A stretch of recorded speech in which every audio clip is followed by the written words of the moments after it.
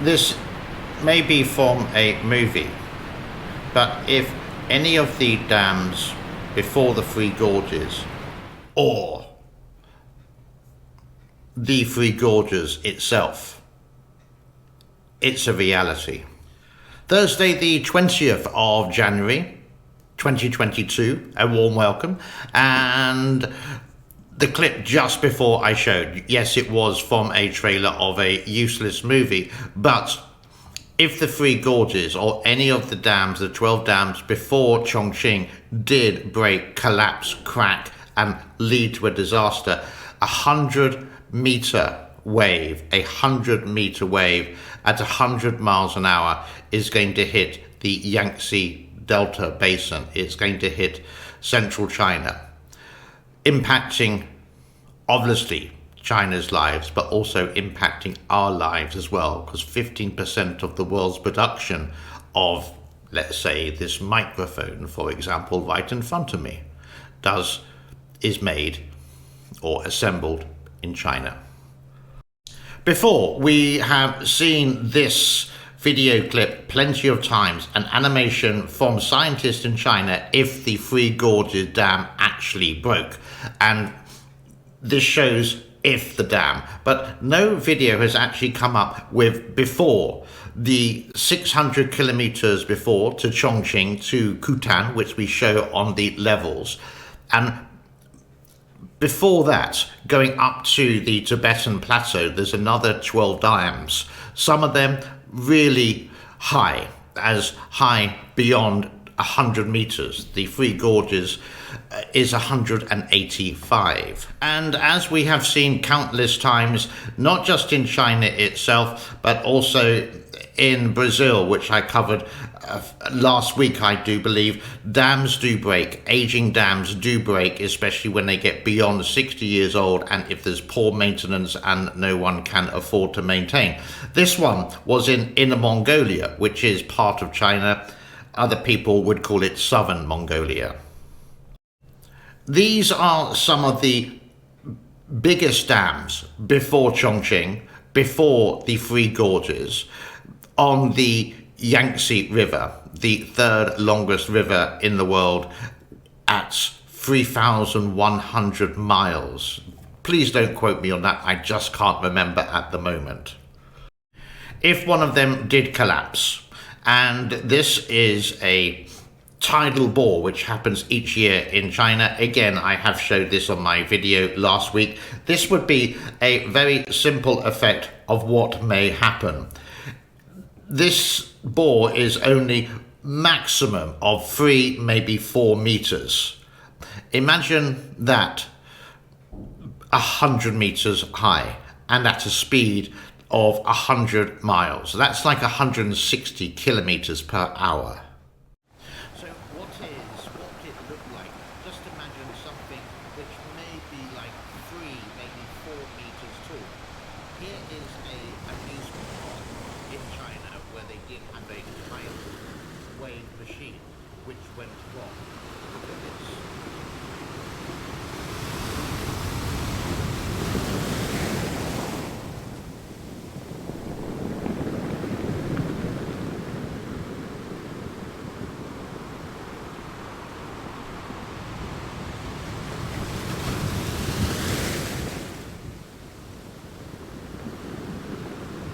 Would there be enough time for a warning to go out to the citizens that something has happened?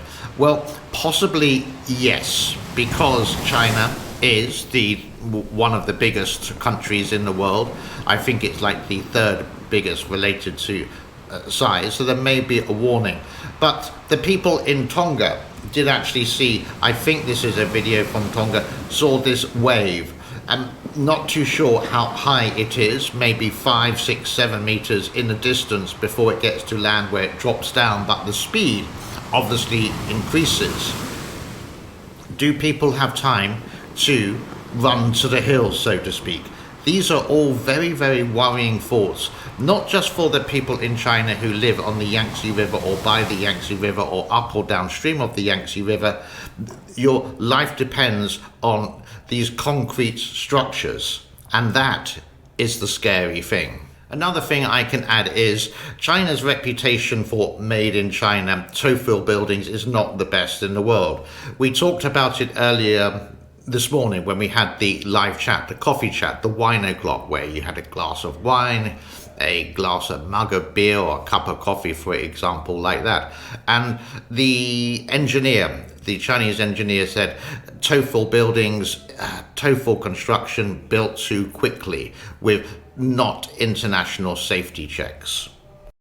Right, so let's have a look at the levels anyhow. Kutan has gone up once again, 170.41. That is by Chongqing, 600 kilometers upstream of the Three Gorges.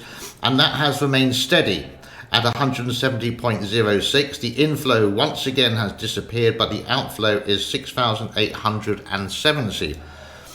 How much electricity is that producing? Some say maybe 15 to 20%. And the weather looks like this over the next couple of days. This is just in central China, the hand as always by Three Gorges.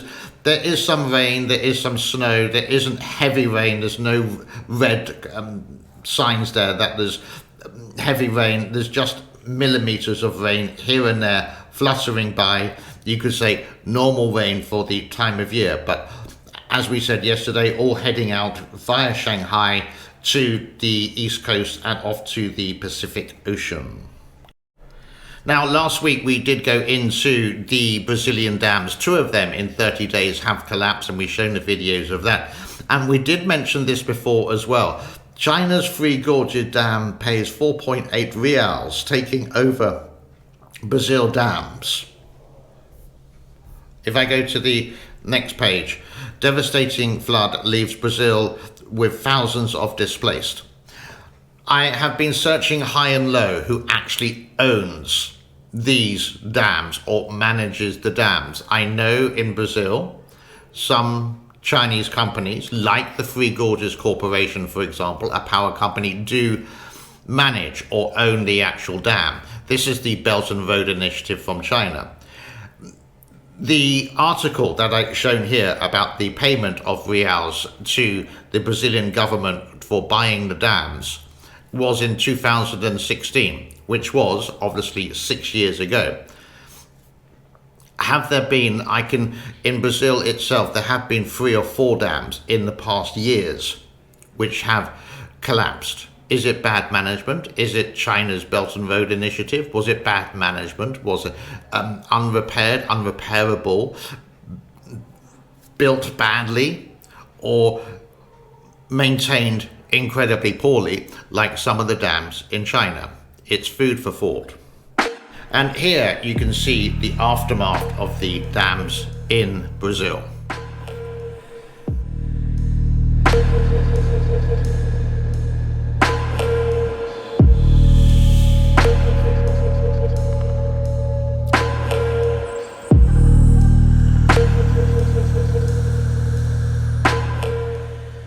That near enough brings us to a close for today. I have actually bought some microphone stands and so you may notice that my microphone is upside down. It gives me more space on my desk.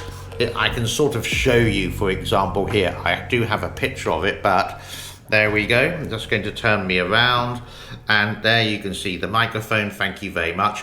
And then I put another microphone stand up here, and I've got some lighting. So hopefully today, I know some people said it has been quite dark because I'm just using the regular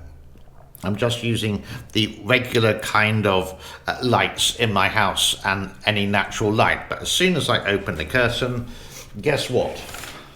We get the blare coming through, so I have to keep it closed, even though it's lovely blue sky and 31 degrees outside.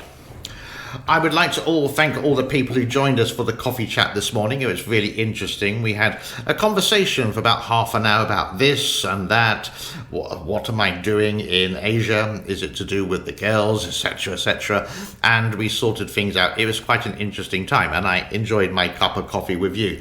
We'll do it some other time as well, and let's leave it there for today.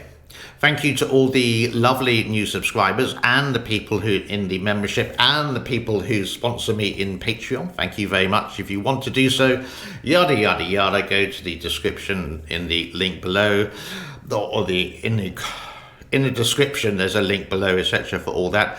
But quite simply, all I would ask you to do and love you to do, if you do watch the channel, please do subscribe, check your subscription, and my next challenge, of course, is to get up to 40,000. But I'm not going to be greedy. Let's go for 35,000. Be good, be well, be safe. Bye-bye. Thank you.